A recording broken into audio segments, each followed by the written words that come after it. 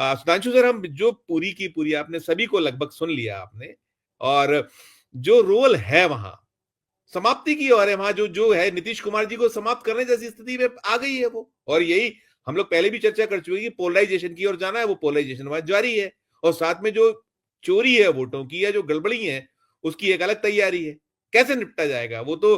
और ये जो जिनको निपटना है, खासकर जो अभी बात की कि चाहे तेजस्वी हो या और जो विपक्ष में बैठे लोग हैं वहां, बीजेपी गठबंधन को छोड़कर, जो नीतीश कुमार वाला गठबंधन छोड़कर, तो वहां वो अपने रोल प्ले नहीं कर रहे हैं। यही तो हम बात कर रहे हैं।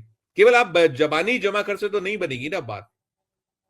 सुधांशु सर। संजीव सर, एक चीज अभी जैसे जो रविंद्र जी ने बोला और हेमंत जी ने बोला, मेरी पूरी सहमति है। मैं कुछ एक और चीज आपको दरअसल क्या हो गया है, बीजेपी और अन्य विपक्ष की जितनी पार्टियां हैं उसमें एक बहुत बड़ा अंतर है। और वो अंतर ये है कि बीजेपी के पास वो कई सारे मुंह हैं और हर मुंह का अपना अपना इस्तेमाल है। जैसे अभी जो हेमंत जी ने कहा, ये दो लोग रवि और अपना ये मध्य प्रदेश वाले जो गए हुए हैं, बाबा बागेश्वर, ये क्या है?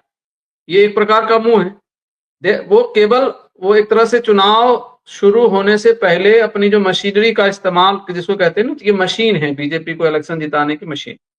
और ये मशीन जो है पिछले 2 साल से बिहार का दौरा कर रही है लगातार। ये पहली बार बाबा बागेश्वर नहीं गए, पहले भी गए। और आपको आश्चर्य ये लगेगा कि एक जो शातिर शातिरपना है, पिछली दफा गए थे तो शिकूफा किया था कि हमने तो जी तेजस्वी को भी आमंत्रित किया है, वो आए, हमारा उनको भी हम उनका भी हम स्वागत करें। वो ये जानते हैं कि ये तेजस्वी तो आएंगे नहीं, लेकिन हमको अपना जो एक चेहरा, मॉडरेट चेहरा दिखाना है, मॉडरेट चेहरा भी हमारा दिख जाएगा और वो आएंगे भी। आपको मैं बताऊं, पिछले 5-7 सालों से बिहार में जो एक काम हो रहा है, चूंकि मैं वहां का रहने वाला हूं और हमारे लिए भी वो चौंकाने वाली चीज थी। गली गली में कलश यात्रा निकलती और एक बहुत बेहतरीन मैनेजमेंट है उसके पीछे। कौन मैनेज कर रहा है आपको पता नहीं चलेगा, और हजारों की संख्या में महिलाओं को कलश भी उपलब्ध हो जाता है, वस्त्र भी उपलब्ध हो जाता है और सारी चीजें होती है। और हर सप्ताह जो है वो अलग अलग, मतलब पूरे राज्य के पैमाने पर ये चीजें चल रही। अब और ये प्लान्ड है, इसमें कोई कंफ्यूजन होना नहीं चाहिए।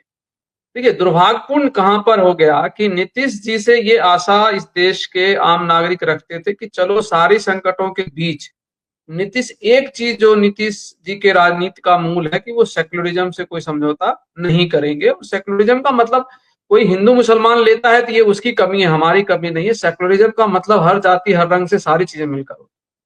तो एक जो मानवतावाद की बात है, दैट इज सेक्युलरिज्म, मेरी समझ तो खैर वो होती। और हम सबको याद है कि 2014 चुनाव से पहले जब ये इस तरह के बयानबाजी हुआ था तो किस प्रकार नीतीश जी ने वोट तक कैंसिल कर दिया था, जो व्यक्ति आज नरेंद्र मोदी प्रधानमंत्री। वो नीतीश जी आज 10-11 साल के बाद उनको इस तरीके से घेरा गया है, चारों तरफ से घेरा गया, बहुत प्लान तरीके से घेरा गया। और अपनी हड़बड़ी में उन्होंने कुछ गलतियां भी करी। और अभी जिस तरह की सूचनाएं बिहार में आ रही हैं, किस तरीके उनके काफी लोग सूचनाएं, हर एक विधायक को ये कर लिया गया है, मेंबर ऑफ पार्लियामेंट को भी तोड़ लिया गया है, अंदर अंदर सब लोग, मतलब।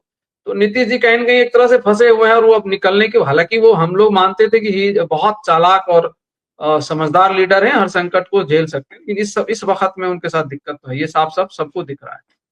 अब बात आती है कि जो एक बिहार का इतने दिनों का जो बिहार की जो पहचान थी राजनीतिक रूप से, या मान लीजिए एक छवि जो उनकी बनी हुई थी, वह बहुत जागरूक समाज है राजनीतिक रूप से, और मतलब एक तरह से समरसता की चीजें काफी पहले जो रहा है, पिछले 10-20 सालों में काफी से उसमें तेजी से बदलाव आया। और वहां पर इस चीज की खेती नहीं की जा सकती, कट्टरता की खेती उस राज्य में नहीं हो सकती।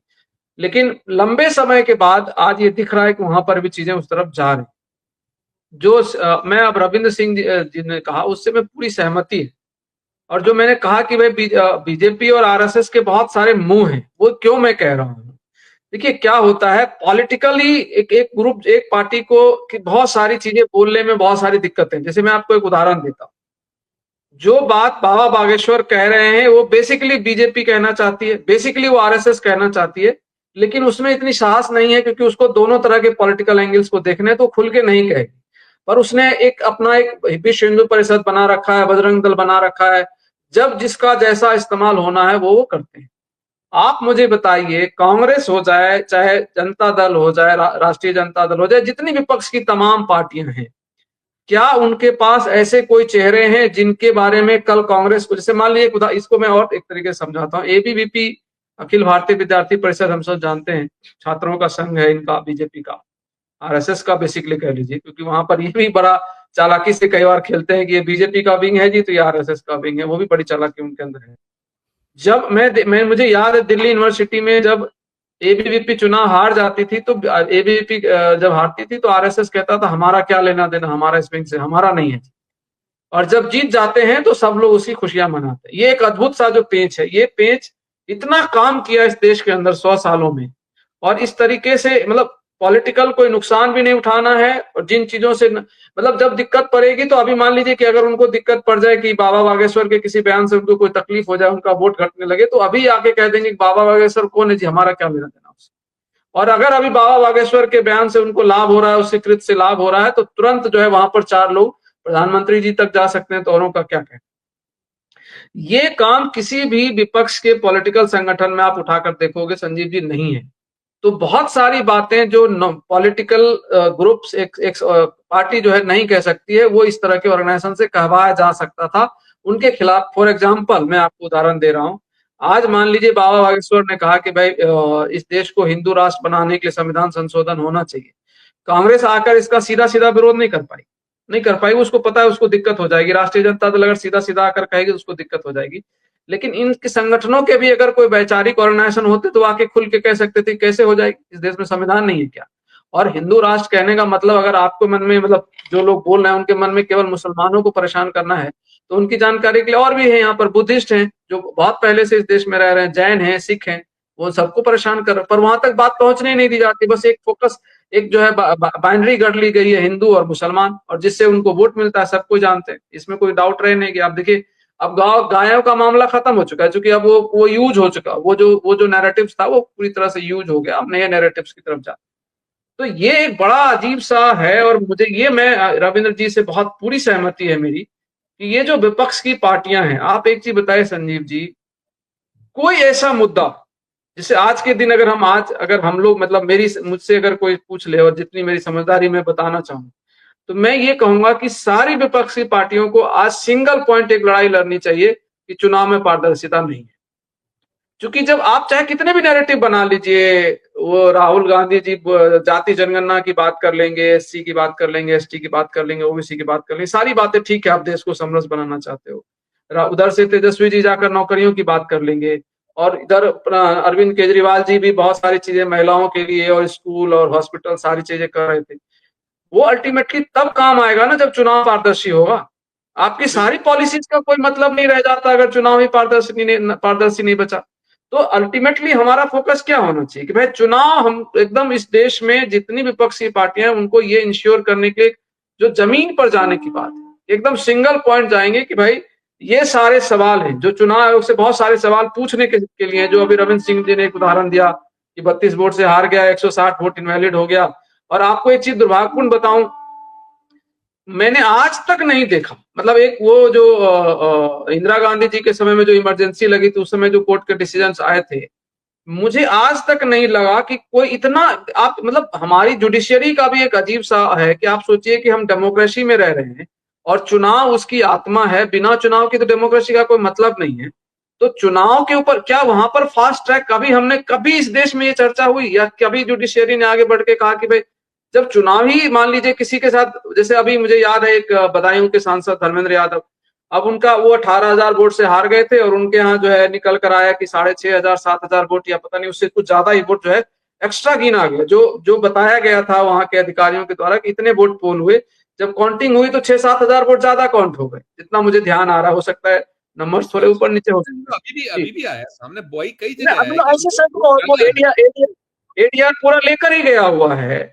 और मुझे आश्चर्य लगता है कि जिसके ऊपर डेली बेसिस पे सुनवाई होनी चाहिए सुप्रीम कोर्ट में, कि भाई इससे खतरनाक तो लोकतंत्र में मुद्दा ही नहीं हो सकता कि चुनाव में, चाहे अभी उन्होंने कहा कि एक वोट की धांधली, यहाँ तो सैकड़ों वोटों की धांधली का मुद्दा आपके पास पड़ा हुआ, और आपके पास कोई, आप मतलब फास्ट ट्रैक कोर्ट के लिए अगर रियल में कोई जरूरत है, जो अभी उन्होंने कहा, रविंद्र भाई ने ठीक कहा कि भाई हमारे तो ये मौलिक अधिकार है भाई, हमारा लोकतंत्र में हमारा यही तो मौलिक अधिकार है, हम वोट देते हैं, हम अपना प्रशासक चुनते हैं कि हमारे ऊपर इस देश में 5 साल इस राज्य को या इस देश को कौन चुनेगा। कोई अपनी मर्जी से नहीं बन सकता हमारा शासक।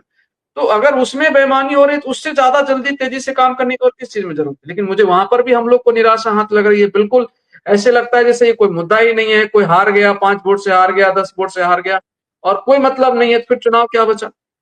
बिल्कुल जो अंतिम बिल्कुल। बात मैं कहना चाहता हूँ, देखिए इस देश ने टीएन शेषन को भी देखा, है ना, और उसके बाद भी कई कई चुनाव आयुक्त आए और एक दौर था जब भारत के चुनाव आयोग की साख इतनी थी कि दुनिया के जो छोटे छोटे देश है वो भारत से मदद मांग रहे थे अपने अपने चुनाव के लिए पारदर्शी करने का। और आज हम उस जगह पर पहुंच गए कि जब इसी देश में भारत के चुनाव आयोग के ऊपर, और पहले याद करिए संजीव जी, जब हम लोग भी सोशल मीडिया वगैरह पर लिखते थे तो एक थोड़ी सी हया शर्म कह लीजिए कि हम केचुआ लिखते थे, केंद्रीय चुनाव आयोग लिखने के बजाय केचुआ लिखते थे। और आज ये हालात हो गए पिछले 4-5 सालों में कि ओपनली सब कोई नाम ले लेकर बोल रहा है फलाना चुनाव आयोग, फलाना चुनाव आयोग, उसने बेईमानी करी, इसने बेईमानी करी। और भारत के चुनाव आयोग के ऊपर कोई अब झिझक भी नहीं रहा कि जो मान लीजिए कि संवैधानिक संस्था है उसके खिलाफ बोलने से पहले लोग लिहाज करते थे कि नहीं ऐसे नहीं बोलना चाहिए। इतना ओपन हो चुका है, उसके बावजूद भी अगर कोई लिहाज नहीं बचा। और एक बात जो है कि भाई जड़ ही कमजोर है, नींव में कमजोरी आ गई। चुनाव आयुक्त की नियुक्ति ही जब पारदर्शी तरीके से नहीं हो रही और चुनाव आयोग की नियुक्ति में डोमिनेशन हमेशा सरकार का रहेगा, चाहे आज जिस पार्टी की सरकार है या बाद में जिस पार्टी की सरकार होगी, तो हर कोई पॉलिटिक्स करने उतरा है। हम इतनी ईमानदारी की तो हम आशा कर ही नहीं सकते ना। अगर इतनी ईमानदारी की होती तो फिर हमारे को पुलिस और जुडिशरी की जरूरत कहाँ थी। अगर ये नेता इतने ईमानदार होते तो हमें पता है कि ये ईमानदार नहीं है, तभी तो इन सारी चीजों की जरूरत है। और उसके बिल्कुल बिल्कुल। बावजूद भी हम देख रहे हैं कि चुनाव आयुक्त के नियुक्ति की प्रक्रिया बदल दी गई। सुप्रीम कोर्ट जो है एक छोटे छोटे बहानों से उसको टाल रहा है, कोई डिसीजन नहीं आ रहे। तो ये तो हम सबको मानना पड़ेगा, जो भी डेमोक्रेसी और लोकतंत्र के समर्थक लोग हैं, जिनको समझदारी है। देखिए हमारे यहाँ दिक्कत क्या है कि एक बड़ा वर्ग है जो इस बात को समझ ही नहीं पा रहा है कि उसके वोट का क्या मतलब। इसलिए वो कहते हैं ना, एक बड़ा चर्चित सा रहता है कि दारू और 500 रुपए में बिक जाता है। तो वो वैसे ही लोग हैं जिनको अपने अपने एक वोट की ताकत नहीं पता। लेकिन जिन लोगों को अपने एक वोट की ताकत पता है कि उससे स्कूल, कॉलेज, हॉस्पिटल सब खुलते हैं और हमारे सुख सुविधा का जो कहा कि जो सरकार का उत्तरदायित्व है हमारी सुरक्षा करने का, वो सारी चीजें उसी एक वोट से निकल कर आती है। ये जो लोग समझ रहे हैं, मुझे लगता है उनको अब शांत नहीं रहना चाहिए और खास करके उन सबको एक मतलब बड़ी लड़ाई की तरफ इस देश को जाना पड़ेगा, जहां चुनाव को पारदर्शी होना है। जो विपक्ष के लोग कर, राहुल जी भी, मैं आप देखिए पार्लियामेंट हमारा मंदिर है, उसमें कोई डाउट नहीं है। लेकिन सवाल यह है कि पार्लियामेंट की बहसों से निकल क्या